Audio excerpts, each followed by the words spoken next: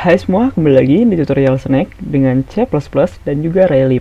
Di video kali ini kita akan mulai untuk menampilkan player kita. Oke, namun sebelum itu, ini saya agak sedikit lupa teman-teman. Jadi di video sebelumnya kan kita menampilkan grid. Nah, kita juga mau ibaratnya menyimpan setiap posisi dari gridnya.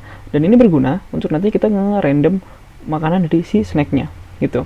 Jadi pertama, saya bakal nge-include standard library dari C++ yaitu adalah vector, di include vector, dan juga kita include IOStream. IOStream. Oke. Nah, setelah itu saya bakal bikin vektor. Jadi buat teman-teman yang nggak tahu itu apa itu vektor di C++, sebenarnya vektor yang di sini itu pada dasarnya ini tuh kayak vektor yang di matematika ya. Jadi ini untuk ibaratnya buat kita nampilin sesuatu kan dia punya komponen X dan juga komponen Y-nya. Namun vektor yang di C++ itu dia agak berbeda. Pada dasarnya dia itu seperti array teman-teman. Jadi kayak dynamic array gitu, dimana kita bisa menyimpan value gitu. Kalau misalnya teman-teman tahu array ya di bahasa pemrograman lain, jadi konsep dasarnya seperti itu. Nanti dia itu punya function seperti pushback atau popback gitu dan sebagainya. Yang pertama saya bakal bikin vektor. Kita bisa gunain standard library di namespace-nya std, habis itu vektor. Di sini saya bakal gunain vektor dari vektor 2. Nah, ini bisa teman-teman bedakan ya. Vektor ini adalah standard library dari C++, dan sedangkan vektor ini untuk dari si Raylib. Jadi ini tuh untuk ibaratnya menampilkan menampilkan sesuatu gitu ya, karena untuk posisi X, posisi Y gitu. Jadi bisa dibedakan antara vektor dari standard library C++ dan juga dari si Raylib-nya. Setelah itu saya bakal bikin nama vektornya adalah grid post. Jadi untuk merepresentasikan setiap posisi yang ada di gridnya gitu. Dan kita bakal gunain for loop. Saya bakal ngeloop dari baris dulu, row ya, dari 0 selama row kurang dari lebar dari layar dibagi sama cell size nya teman-teman. Setelah itu kita bisa row increment. Oke. Lalu kita bisa gunain ini nested for loop ya. Jadi nested for loop itu adalah for loop di dalam for loop gitu. Dan ini untuk bagian kolomnya. Jadi for in call sama dengan 0 selama call kurang daripada tinggi layar dibagi cell size. Habis itu call increment gitu. Oke. Setelah itu kita bisa gunain grid post dot pushback. Jadi ini pada dasarnya kayak kita nge-push value ke dalam si vektornya atau array lah gitu, kurang lebih seperti itu. Mungkin saya bakal ngomongnya array aja kali ya. Kalau vektor takutnya teman-teman bingung gitu ya. Jadi kita nge-push ke dalam array-nya.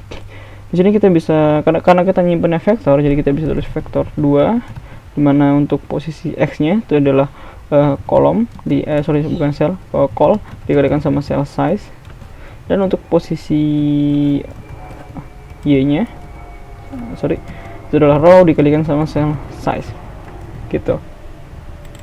Oke, jadi nanti ini berguna untuk kita ngerandom posisi makanannya, walaupun kita belum ibaratnya punya food-nya. Oke, sekarang kita bakal coba nampilin plan kita. Jadi pertama kita bisa kasih komen di sini snack. Jadi ini untuk snacknya. Nah, di sini saya bakal ngebikin struct teman-teman. Di struct snack. Jadi struct ini itu pada dasarnya seperti kelas teman-teman. Hanya saja di struct itu dia access modifier-nya itu dia itu by default itu dia public. Kalau kelas itu dia by default itu private. Jadi kalau teman-teman pernah belajar kelas, ya kan, kelas itu kan nanti dia punya member, dia punya field, ya kan. Nah, jadi pada dasarnya struct itu sama kok seperti kelas, cuman by default akses modifiernya atau setiap membernya itu kita tuh bisa ngakses secara langsung, jadi public dan bukan private gitu. Oke, jadi kita bisa bikin Oke, kita bisa bikin field. Di sini saya cuma butuh satu field aja, dimana dia itu adalah vektor untuk posisinya. Dikasih nama posisi. Setelah itu kita bisa bikin semacam function constructor untuk snack, dimana dia menerima float untuk posisi X dan juga float untuk posisi Y. Lalu kita bisa simpan ke dalam si posisinya, posisi si snacknya, vektor 2 X sama Y. Dan kita juga perlu ngebikin namanya destructor buat ngapus dia, buat ibaratnya ngapus ini buat di dalam memori gitu ya. Jadi delete this gitu. Oke, nah karena kalian kalau teman-teman perhatiin kan snack itu kan punya banyak punya banyak tubuh ya. Jadi setiap kali snacknya itu makan, dia kan menambah tubuh ya. Jadi kita bakal nyimpan snacknya ini di dalam array juga, yang di dalam vektor gitu. Maksudnya bukan vektor yang ini ya, vektor si C++. Oke. Jadi kita bisa bikin vektor itu adalah snack. Di sini saya bakal nyimpan pointer ya, pointer dari si vektornya. Saya bakal kasih nama adalah snacks. Gitu, jadi snack ini struct-nya, dan snacks ini adalah vektor atau array gitulah, array dari si snack-nya. Oke. Nah, untuk pertama-tama saya bakal nyimpan mungkin snacks.pushback. Saya bakal taruh di tengah-tengah, jadi width bagi 2 dan juga height-nya bagi 2. Oke. Lalu, nah karena ini dia itu oh ya lupa saya belum bikin snacknya. Jadi kita bisa bikin snacknya. Snack mungkin ini kan pointer ya, jadi S1 new snack, posisi X-nya dan Y-nya bisa copy di sini. Oke. Dan kita bisa push ke dalam si snacks. Oke. Nah, setelah itu kita bisa tampilin di sini draw snack. Kita bisa gunain apa ya, ibaratnya for each di C++, jadi dengan cara for, habis itu auto s jadi snacks, bisa kita draw rectangle v, dimana s untuk posisinya dan juga s pos, dan untuk size-nya di sini sih kita kasih 20 sama 20 aja, karena ini kan apa namanya besar dari sel-selnya ini. Oke.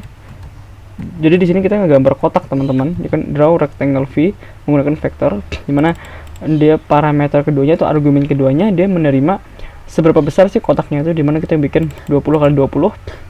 Setelah itu warnanya apa? Di sini saya kasih warna merah. Namun teman-teman bebas buat ngasih warna apa aja. Oke. Sekarang kalau misalnya kita save, kita jalanin. Dan ini dia snack kita. Walaupun di sini belum jalan ya, karena memang belum jalan kita belum nambah kontrol untuk snacknya. Jadi namun di sini kita udah berhasil menampilkan snack kita teman-teman. Ini dia warna merah di sini ya. Oke. Jadi itu dia di video kali ini kita sudah berhasil menampilkan snack kita, dan mungkin nanti di video selanjutnya kita bakalan coba untuk mulai memberikan kontrol ke snack kita gitu. Jadi terima kasih jika teman-teman suka video ini, mohon untuk di like, share, dan subscribe. Semoga bermanfaat dan sampai jumpa.